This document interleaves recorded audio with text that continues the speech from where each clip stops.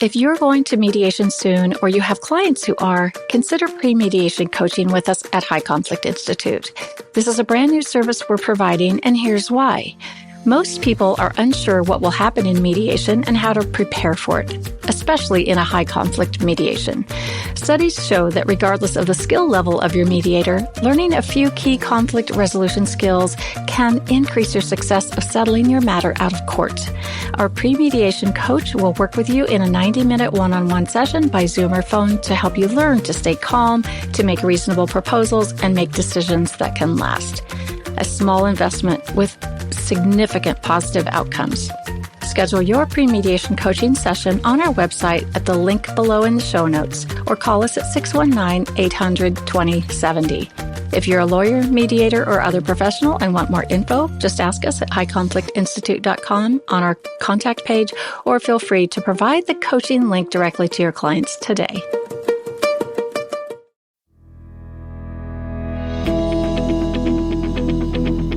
Welcome to It's All Your Fault on True Story FM, the one and only podcast dedicated to helping you identify and deal with the most challenging human interactions, those with someone who may have a high conflict personality. I'm Megan Hunter, and I'm here with my co-host, Bill Eddy. Hey, everybody. We are the co-founders of the High Conflict Institute in San Diego, California, where we focus on training, consulting, educational programs, and methods, all to do with high conflict. In today's episode, we're going to talk about obsessive compulsive disorder in relation to high conflict situations. We're going to get down into the nitty gritty of it. What is it? What's it look like? Is it different from high conflict behavior? And really, most importantly of all, what do you do? But before we get into that, we want to thank our listeners, for bearing with us while we took a short break and kind of replayed some older episodes, some of the most popular ones. We were traveling a fair bit on a few continents, doing a lot of training. So thank you for your patience, and we're glad you're back. So a couple of notes. If you have questions about a high conflict situation, send them to podcast@highconflictinstitute.com or through our website at highconflictinstitute.com/podcast, where you'll also find all the show notes and links.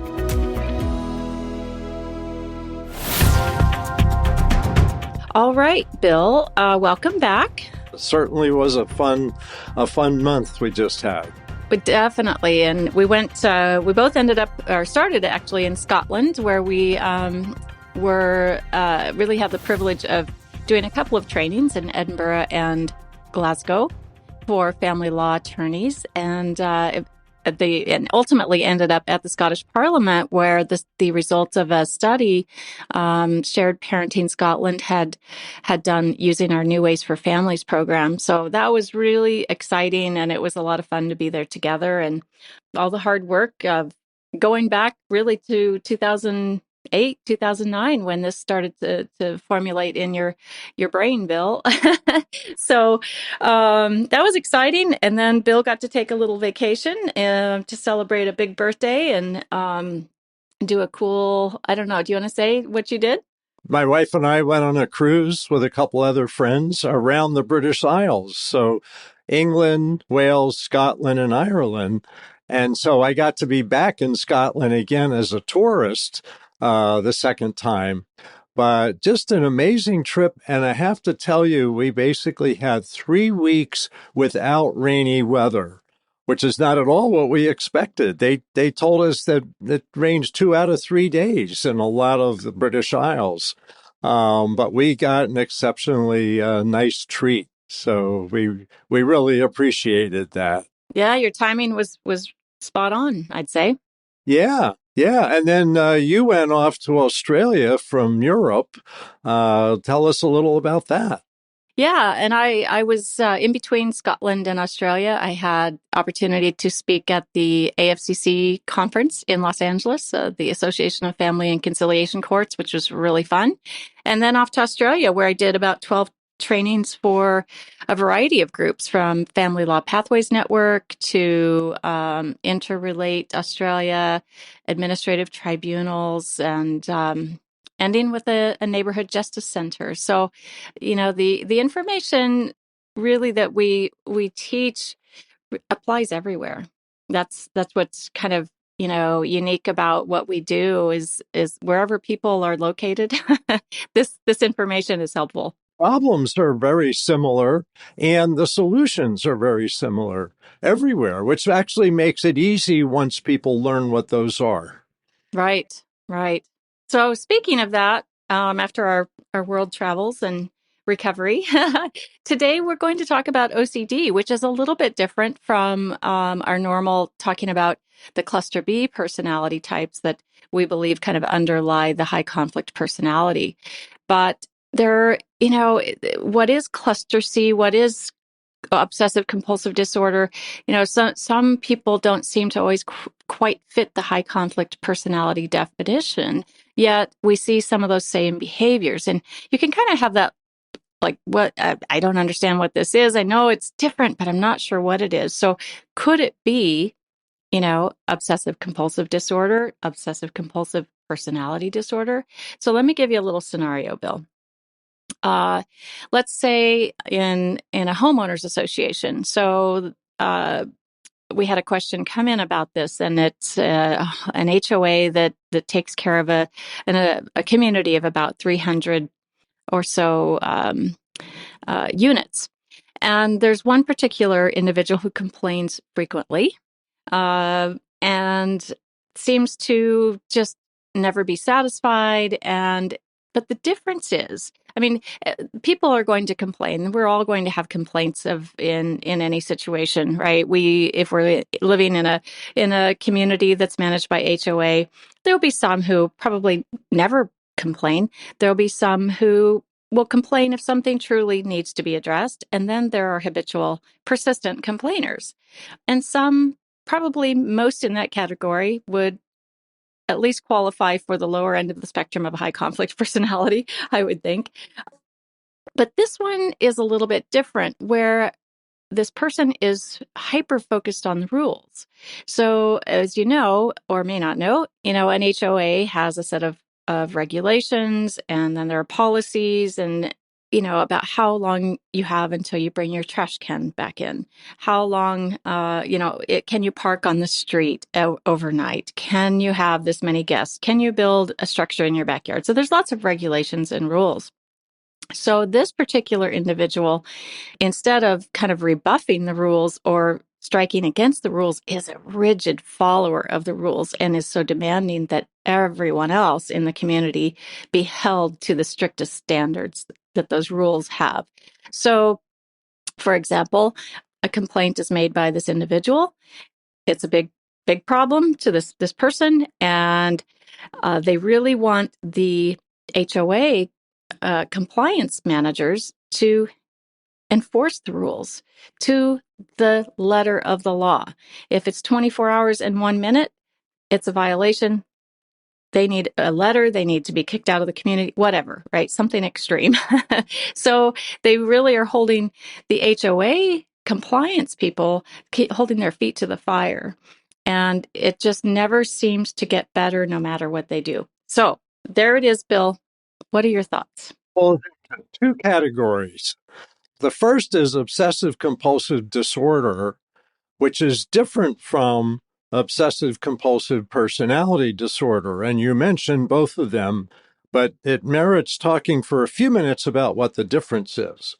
A lot of people have heard of obsessive compulsive disorder, or OCD, and many people even say, I have OCD.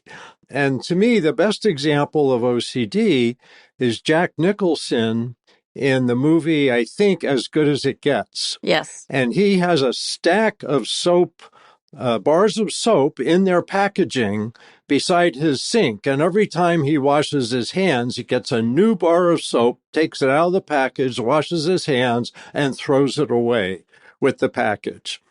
And so being really worried about cleanliness, things like that, OCD.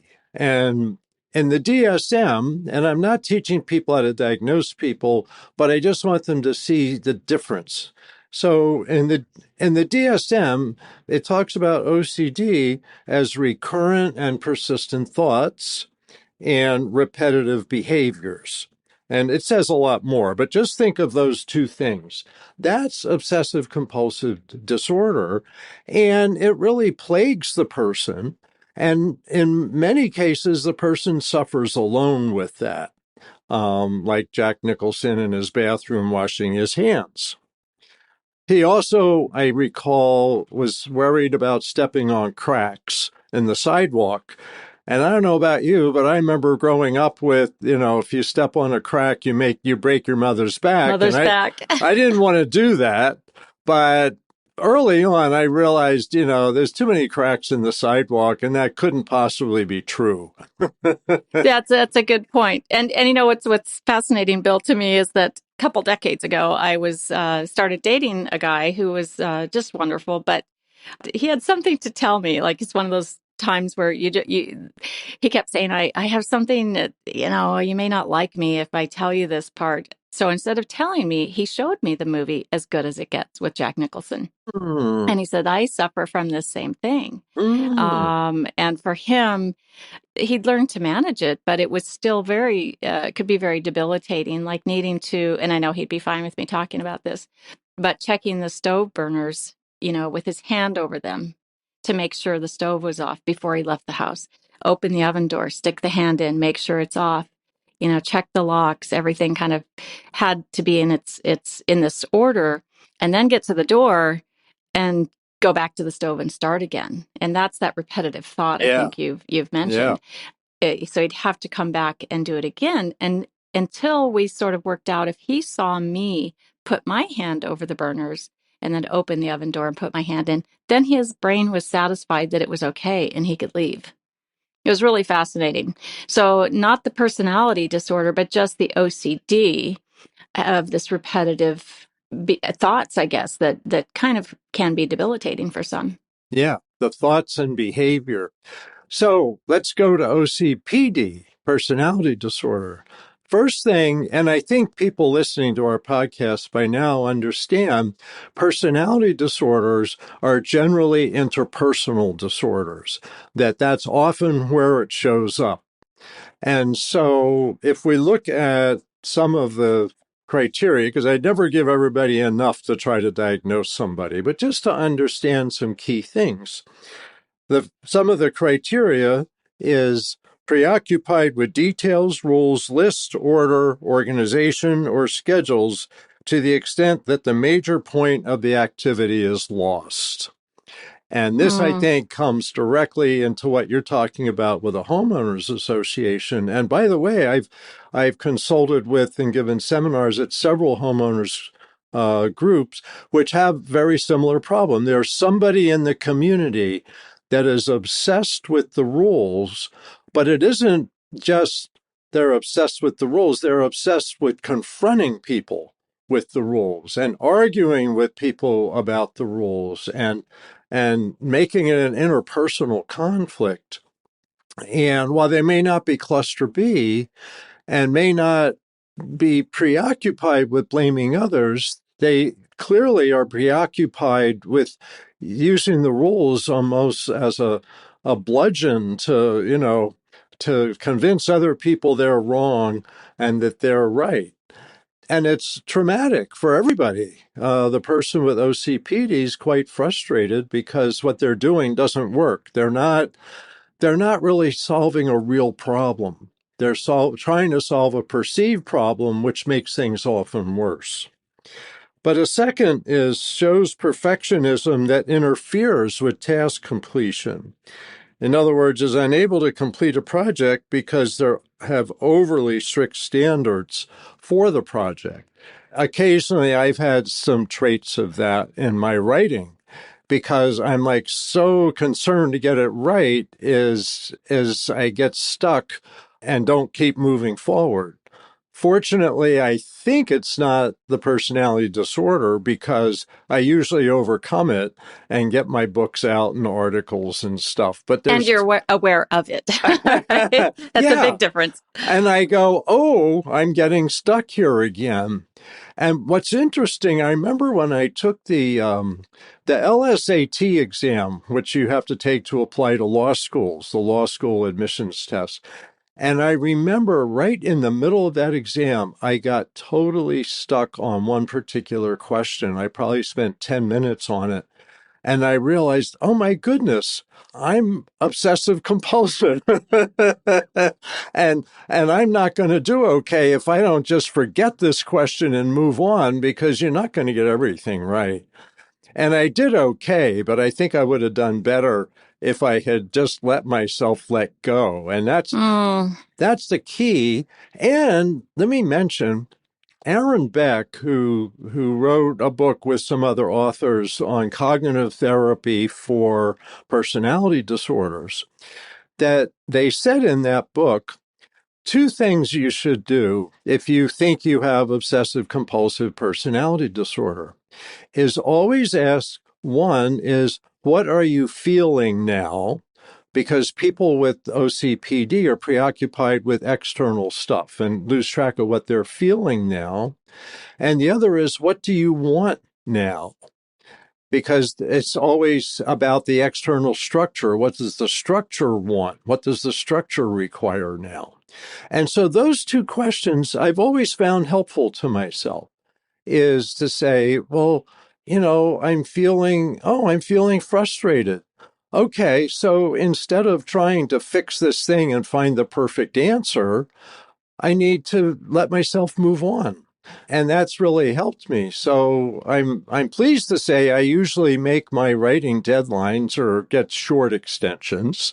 And that those two questions I often ask myself, what am I feeling now? Oh yeah, don't lose track of that. And what do I want now? Oh yeah, it's not about what does the structure or the rules want. What do I want? That I'm a human being in here. So the treatment for this often involves helping people get in touch with those two things. But it's easy for homeowners associations, other organizations. I've heard of scout groups where there's some people that just are stuck on the rules and don't let the activities proceed, things like that. Probably any committee or organization you can think of sometimes attract someone who gets stuck like this. And the thing is, they're not bad or evil people. They're just stuck themselves. And personality disorders, the person with it isn't getting their needs met because what they're doing doesn't work, but they do it harder.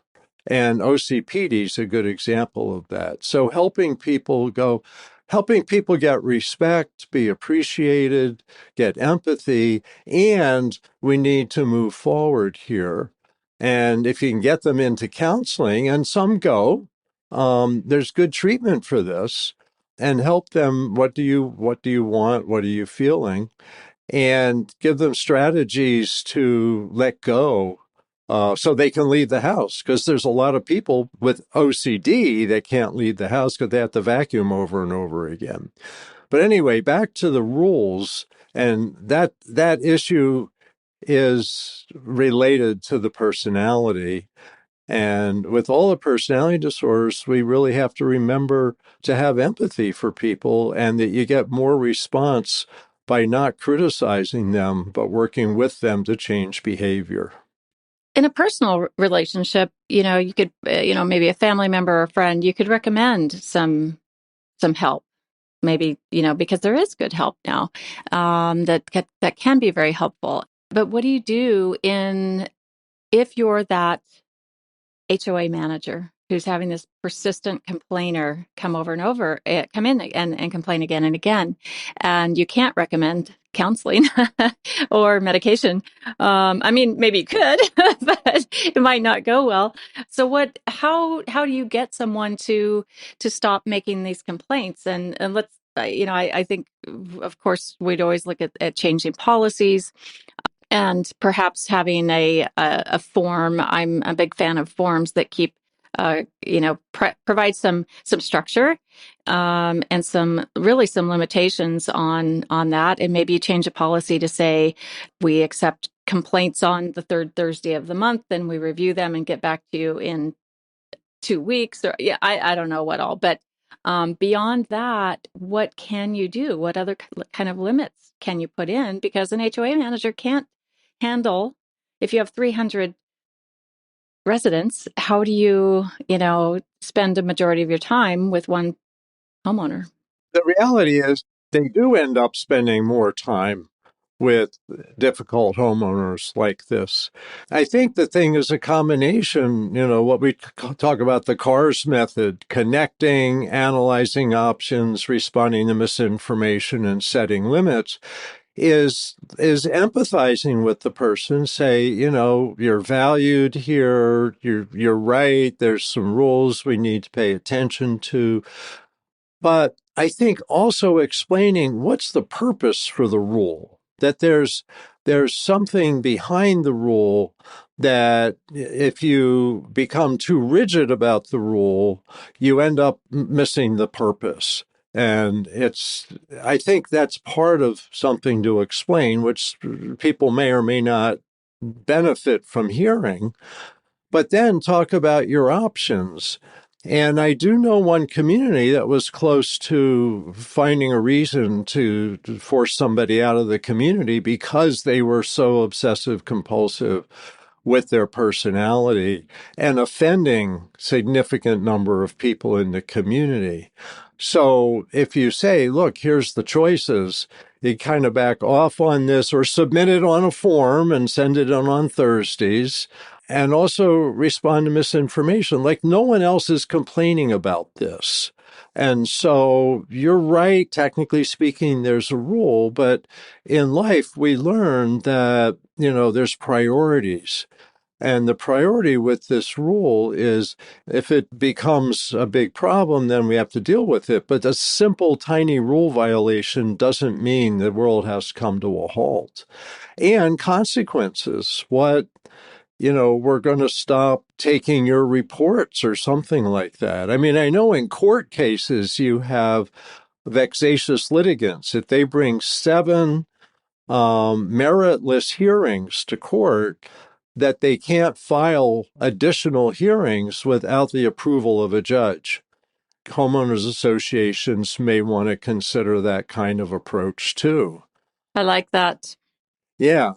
So consequences. So connect, analyze options, respond to misinformation, and how this is out of balance with its purpose. I think that's so, and I think like with kids that may have some signs of this, it's important to say, the purpose for this rule is XYZ.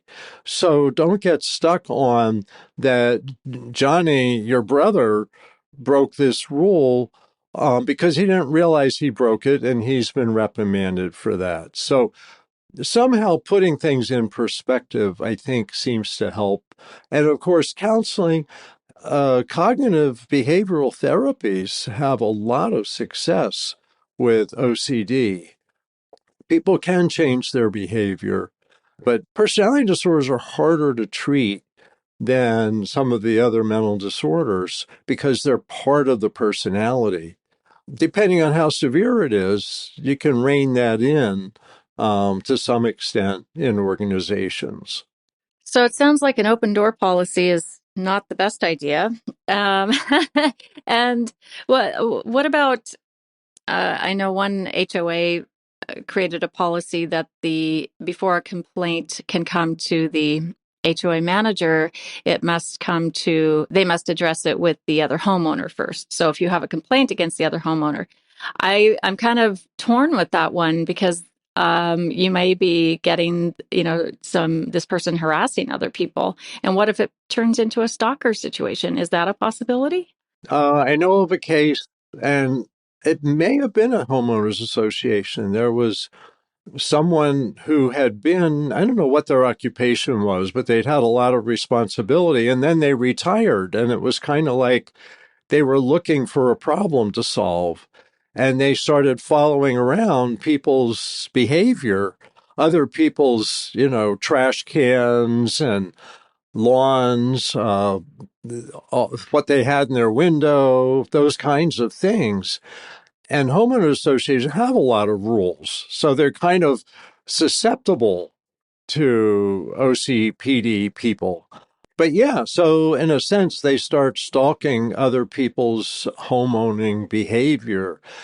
which can make the community be outraged with them. And that's the thing the community manager wants to do, is try to manage the situation and have some limits. And like you said, the open door policy, in a way, it's good that they know who to go to, but they also need to tone it down. Or the homeowner manager might say, okay, put it in writing and I'll take a look at it. And what's interesting is people with obsessive compulsive personality disorder and OCD like to write a lot. And so if you give them a writing assignment, that may keep them busy for a while. And let me give you a quick, because we're talking about homeowners association, but let me give you a quick obsessive compulsive example in a family, because we have a lot of family people in our followers on the podcast. So when I was in training as a clinical social worker, there was this case. There was a mother of, I think, a 12-year-old girl, and the mother was highly critical. The 12-year-old girl didn't do this right and didn't do that right. And it just became clear she's obsessive compulsive, whether it's a disorder or personality disorder. So the psychiatrist who we were consulting with recommended a paradoxical treatment. And he said, have the mother for a week write down everything her 12-year-old daughter does wrong and put this in a notebook and write down in detail when it was, what she did. And so that was the assignment for the mother. Week later, mother comes in to the clinic with her daughter, meet with the mother first and say, so how'd the week go? Where's your notes? And says, I was just really busy this week and I didn't have time to do it. Of course. And her daughter was doing better. Interesting. So by overdoing it, it kind of unlocked it in that case. People present us with all kinds of interesting issues to resolve, right? So in the HOA case, is this person ever going to be satisfied? Like, what would eventually get them? Do you think maybe setting the limit of giving a consequence, like you get seven strikes and you're out? Is there a real possibility of that working, or does it depend? It really depends on how severe it is for the person, because I know of one community that was on the verge of finding a way to evict. I don't know what you do with homeowners since they own their own home, but yeah, it's tricky. They were on the verge of something. But in other cases, I think they've been able to rein people in and just keep saying, thanks for your help, but you're missing the point here. The letter of the law versus the spirit of the law. But I think coming up with some consequence, like I'm not going to discuss it with you if you keep coming back with this, or we're going to have a meeting about you. Just the idea of having a meeting about somebody gets people's attention because no one wants there to be a meeting about them. Yeah, especially if there's some paranoia going on. Right. And that can go with obsessive compulsive disorder. I mean, there's some overlap. Of course, all of the personality disorders, there may be some overlap with another one. So you may have one or two, three sometimes that overlap. And the point is to use the CARS method no matter what, with everyone. I think so. It's simple. And the idea of analyzing options, it's like, if you do this and then consequence, if you do this, this is the consequence. You do that, this is the consequence. You want people to like you. And that's often what OCPD people are trying to earn respect. But what they don't realize is they're sabotaging earning respect by the way they're going about it. Just like narcissists want respect and they behave in ways that alienate people who don't want to respect them. And that's one of the characteristics of personality disorders is it's a self-sabotaging behavior. And some people, maybe it's traits, not a full-blown disorder, can be helped by looking at it that way and go, wait, you're losing friends here. Okay. Well, we truly hope if if you're involved in a situation like this, that this was a helpful conversation and you'll take away some of these helpful tips and have some success.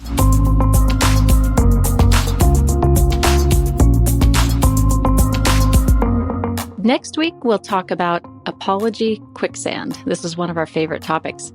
We appreciate you listening, and we'd love to have your questions at podcast@highconflictinstitute.com or through our website at highconflictinstitute.com/podcast. If you tell your friends and colleagues about us, we'd be grateful. We'd love it if you'd leave a review wherever you listen to our podcast. Until next time, keep learning and practicing the skills, and be kind to yourself and others while we all try to find the missing piece. It's All Your Fault is a production of True Story FM. Engineering by Andy Nelson. Music by Wolf Samuels, John Coggins, and Ziv Moran. Find the show notes, and transcripts at truestory.fm or highconflictinstitute.com/podcast. If your podcast app allows ratings and reviews, please consider doing that for our show.